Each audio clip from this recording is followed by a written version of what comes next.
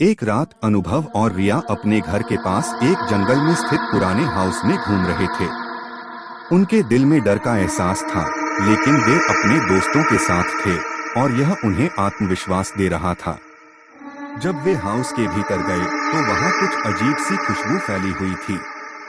अनुभव और रिया के दोस्त धीरे धीरे डर के साथ हाउस की खोज करने लगे। वे आगे बढ़ते ही एक बड़ी पुरानी आई फोन उनकी नजरों में पड़ी। अनुभव ने ध्यान दिया कि फोन के साथ कुछ अजीब हो रहा है।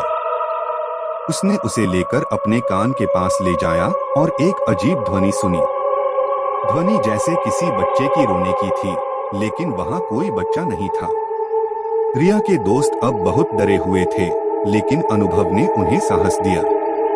वे ताली और डर को पार करके आगे बढ़े। ध्वनि की ओर आगे बढ़ते हुए उन्होंने एक बंद दरवाजे को खोला। वहां एक पुरानी डिबिया थी, जिसमें एक पुराना खिलौना रखा गया था। अनुभव ने खिलौना उठाया और उसके बटन दबाए। अचानक खिलौना की आंखें जगमगाईं और वह बोलने लगा, कौन है?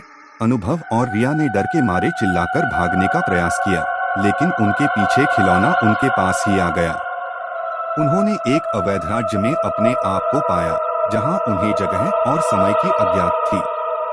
वहां कुछ अजीब सी रात्रि के अंधेरे में वे आगे बढ़ते गए, जहां एक विचित्र सिंहासन पर बैठे राजा उनका स्वागत कर रहे थे। राजा ने कहा, तुम्हारा इंतजार था। मेरे राज्य को बचाने के लिए तुम्हें एक अनोखे प्रश्न का समाधान करना होगा। और फिर उन्होंने एक अत्यंत कठिन प्रश्न पूछा। अनुभव और रिया ने डर के बावजूद अपने दिमाग का उपयोग किया और प्रश्न का सही उत्तर दिया।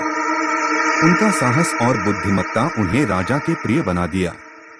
राजा ने उन्हें अपने राज्य के सम्राट बना दिया और उन्हें अपनी उत्तम सेवा के लिए उन्हें सम्मानित किया।